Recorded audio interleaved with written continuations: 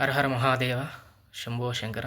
Hi hello friends, ఈరోజు మనం చెప్పుకోయే topic వచ్చేసి హిస్టరీ. అంటే మనకి కాంపిటేటివ్ ఎగ్జామ్కి సంబంధించిన హిస్టరీ అనేది మనం అంటే ప్రీవియస్ ఇయర్వి ఇలాంటివన్నీ మనం ఒకసారి డిస్కస్ చేద్దాం. ఒకసారి మన ఛానల్లో చూడండి, మనం ఎంత డెప్త్గా అనలైజ్ చేసి మీకు చెప్తున్నామో మీకే అర్థమవుతుంది. ప్లీజ్ సపోర్ట్ టు మీ ఫ్రెండ్స్.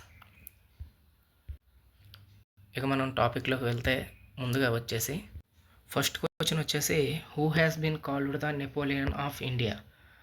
అంటే ఎవరిని నెపోలియన్ ఆఫ్ ఇండియా అనే పిలుస్తారని మనకి ఫస్ట్ క్వశ్చన్ అయితే ఉంది. దానికి ఆన్సర్ వచ్చేసి సముద్రగుప్తుడు. అలాగే కొన్ని క్వశ్చన్స్ దీనిపైనే వస్తాయి, అంటే డిఫరెంట్గా వస్తాయి. మనం ఆలోచించాలి, ఒకటే క్వశ్చన్ని మనం ఫాలో అవ్వకూడదు. ఒక క్వశ్చన్ ఉందంటే దాని చుట్టూ ఇంకా ఎన్ని క్వశ్చన్లు మనం క్రియేట్ చేయొచ్చో చూడాలి. అట్లా మనం చూసుకున్నట్టయితే ఇప్పుడు మనకి ఆయన ఏ వంశానికి చెందినవాడు అని అడగవచ్చు. గుప్త వంశాన్ని. ఆయన ఎప్పటి నుంచి ఎప్పటి వరకు పరిపాలించాడు అని అడగవచ్చు. దానికి 335 AD టు 380 AD. ఆయన ఎప్పటి నుంచి ఎప్పటి వరకు పరిపాలించాడు?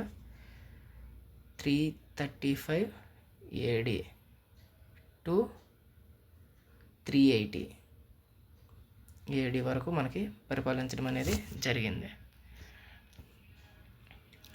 అలాగే ఆయన ఆస్థాన కవి ఎవరు అని అడగవచ్చు. ఆయన ఆస్థాన కవి ఎవరు? హరిసేన. ఆయన ఆస్థాన కవి ఎవరు?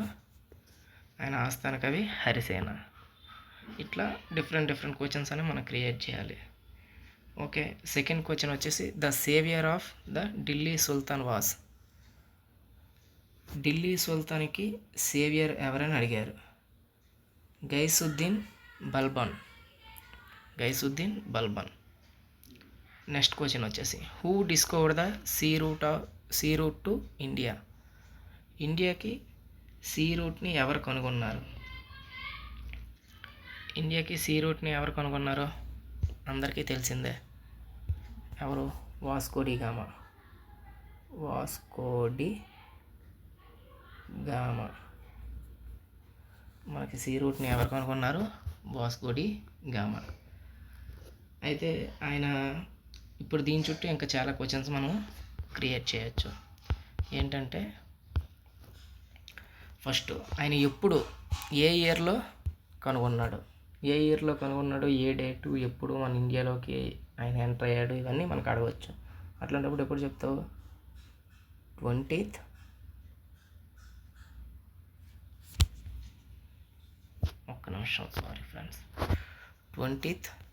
May 1498.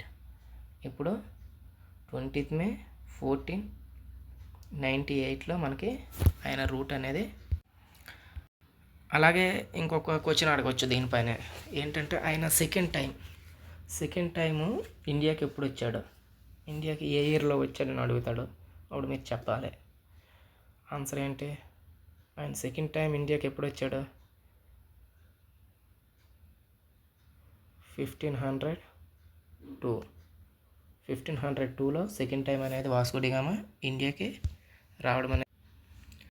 అలాగే నెక్స్ట్ వన్ వచ్చేసి who was the founder of Gaddar party founder. ఇక్కడ మనం రెండు ఉంటాయి, ఒకటి USA, ఒకటి ఇండియా. ఒకటి ఇండియా. ఇండియాలో ఎవరు గద్దర్ పార్టీ స్థాపించారు, USAలో గద్దర్ పార్టీ ఎవరు స్థాపించారు, ఏ ఇయర్లో స్థాపించారు, ఇవన్నీ మనకి తెలియాల్సి ఉంది. అయితే ఫస్ట్ మనకి గద్దర్ పార్టీ అనేది USAలో చూద్దాం. USAలో ఎవరు స్థాపించారు, ఏ ఇయర్లో స్థాపించారు ఒకసారి చూద్దాం. USAలో ఎవరు స్థాపించారు? లాలా హర్దయాల్.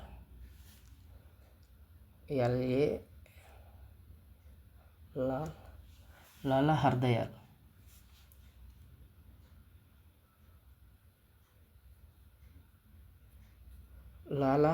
అనే ఆయన మనకి స్థాపించడం అనేది జరిగింది.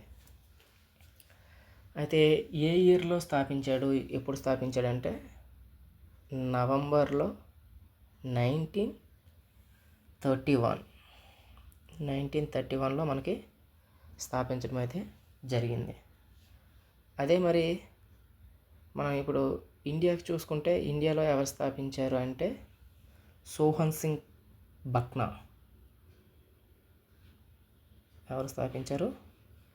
సోహన్ సింగ్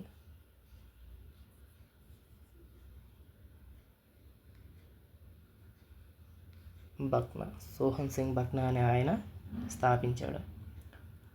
అయితే ఇండియాలో సోహన్ సింగ్ బక్నా స్థాపించాడు. ఎప్పుడు స్థాపించాడు అని మనకు అడగవచ్చు. చెప్పలేము. ఒక్క క్వశ్చన్ చుట్టూ చాలా క్వశ్చన్లు ఉంటాయి. మనం ప్రిపేర్ అయ్యేటప్పుడు ఇంత డీప్గా ప్రిపేర్ అవ్వాల్సి ఉంటుంది.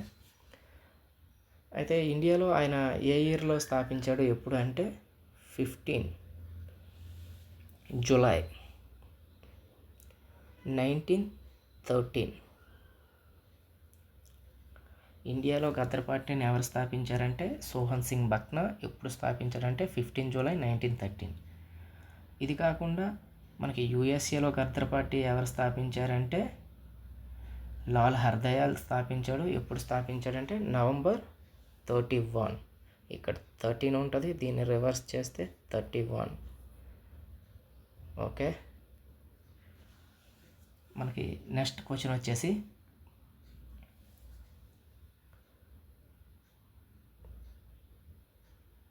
Who passed the Indian university act?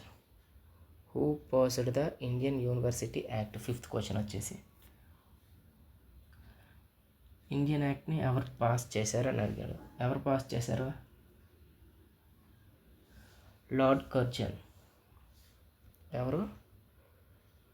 Lord Curzon. ఏ ఇయర్లో స్థాపించాడు? 1904. 1904లో లార్డ్ కర్జన్ అనే వ్యక్తి ఇండియన్ యూనివర్సిటీ యాక్ట్ని పాస్ చేశాడు. నెక్స్ట్ క్వశ్చన్ వచ్చేసి who received Vasco da Gama when he landed at Calicut? అంటే వాస్కో డి గామా కాలికట్లో ల్యాండ్ అయ్యేటప్పుడు వచ్చేటప్పుడు ఎవరు రిసీవ్ చేసుకున్నారు? అప్పుడు ఉన్న ఒక కింగ్ రిసీవ్ చేసుకున్నాడు. ఆ కింగ్ నేమ్ ఏంటి? దాంతోపాటు కాలికట్ అనేది ఎక్కడ ఉందో కూడా మనకు తెలియాలి. కాలికట్ ఎక్కడ ఉంది? కేరళలో. ఇప్పుడు దాన్ని కాలికట్ అంటున్నాం, ఒకప్పుడు కోజికోడ్ అనేవారు. దాన్ని కోజికోడ్ అనేవారు. అయితే ఎవరు రిసీవ్ చేసుకున్నారంటే జమోరిన్ అనే కింగు ఆయన్ని రిసీవ్ చేసుకోవడం అయితే జరిగింది. నెక్స్ట్ క్వశ్చన్ వచ్చేసి Gandhi wanted to realized truth through. అంటే గాంధీజీ మనకి స్వాతంత్రం అనేది ఎలా తేవాలనుకున్నాడు? ఆయన దేన్ని పాటించి తేవాలనుకున్నాడు అనేది దీనికి అర్థం వస్తుంది. అహింస, నాన్ వైలెన్స్. ఆయన టార్గెట్ ఏంటంటే వైలెన్స్ లేకుండా నాన్ వైలెన్స్తో ఆయన స్వాతంత్రం సంపాదించాలని అనుకున్నాను.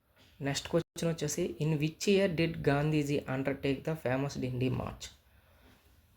డిండి మార్చ్ ఉద్యమాన్ని గాంధీజీ ఎప్పుడు స్టార్ట్ చేశాడంటే ఏ ఇయర్లో స్టార్ట్ చేశాడు?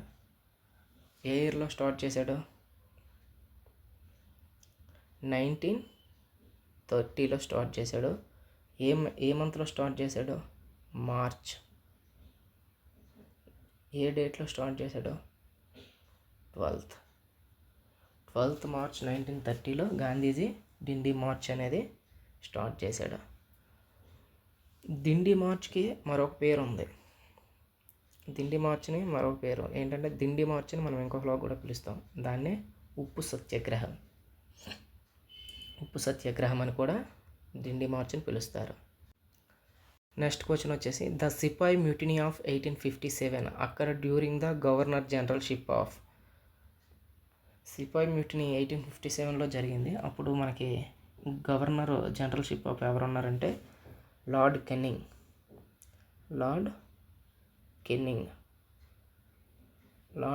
ఉన్నాడు. ఆయన మనకి వైస్రాయ్గా వర్క్ చేయడం జరిగింది. ఎప్పటి నుంచి ఎప్పటి వరకు వైస్రాయ్గా వర్క్ చేశారంటే 1856 to 1862. 1856 నుండి 1862 వరకు మనకి వైస్రాయ్గా పనిచేయడం అయితే జరిగింది.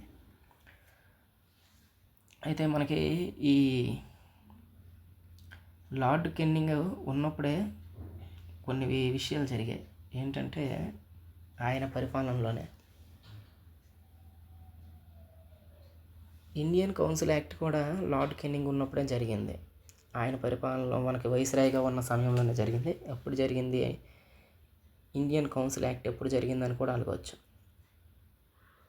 ఇండియన్ కౌన్సిల్ యాక్ట్ ఎప్పుడు జరిగిందంటే ఎప్పుడు చెప్తారు? 1861. ఆయన మనకి ఎప్పటి నుంచి ఎప్పటి వరకు వైస్రాయ్గా ఉన్నాడు లార్డ్ కెన్నింగ్? 1856 to 1862. అంటే ఆయన వైస్రాయ్గా లాస్ట్ స్టేజ్లో ఉన్నప్పుడు 1 year బిఫోర్ మనకి ఇండియన్ యాక్ట్ కౌన్సిల్ వచ్చింది, ఇండియన్ కౌన్సిల్ యాక్ట్. అట్లాగే ఆయన మనకి వైస్రాయ్గా ఉన్న సమయంలో ఎస్టాబ్లిష్ 3 యూనివర్సిటీస్ జరిగాయి. అవి ఎక్కడెక్కడ 3 యూనివర్సిటీస్ ఎస్టాబ్లిష్ చేశాడంటే కల్కత్తా, ఇప్పుడు కోల్కత్తా, ఒకప్పుడు కల్కత్తా. అలాగే మద్రాస్, ప్రజెంట్ తమిళనాడు. అలాగే థర్డ్ వన్ వచ్చేసి బాంబే, ప్రజెంట్ ముంబై. ఇవన్నీ మనకి వైస్రాయ్గా లార్డ్ కెన్నింగ్ ఉన్నప్పుడు జరిగింది. నెక్స్ట్ క్వశ్చన్ వచ్చేసి Shri Ramanujachari birth place. Ramanujachari birth place ఎక్కడ అంటే శ్రీపెరుంబుదూర్లో రామానుజాచారి బర్త్ ప్లేస్ అనేది శ్రీపెరుంబుదూర్.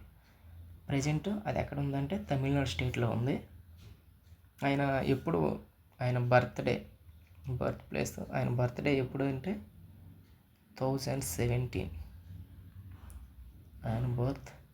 ఆయన డెత్ కూడా అడగవచ్చు. డెత్ ఎప్పుడు? 11/37. ఆయన బోర్న్ ప్లేస్ పెరుంబుత్తూర్. ఆయన డెత్ ప్లేస్ ఎక్కడ అంటే శ్రీరంగం. ఇది కూడా ప్రజెంట్ తమిళనాడులో ఉంది. ఇది friends. Thank you for watching. Please like and share. Comment చేయండి మీకు ఎట్లా అనిపించింది, మీకు తెలిసిన ఆన్సర్స్ని. అట్లాగే షేర్ చేయండి, సబ్స్క్రైబ్ చేసుకోండి. Thank you friends. Thank you friends. మళ్ళీ మనం నెక్స్ట్ వీడియోలో కలుద్దాం. అంతవరకు బాయ్ బాయ్, సెలవు. ఒకసారి మీరు కంపేర్ చేయండి ఫ్రెండ్స్, ఎట్లా మన ఛానల్లో మీకు కంటెంట్ అనేది ఇస్తున్నాము. ప్లీజ్ సపోర్ట్ చేయండి. నేను మంచి కంటెంట్ తీసుకురావడానికి ట్రై చేస్తాను. Thank you friends.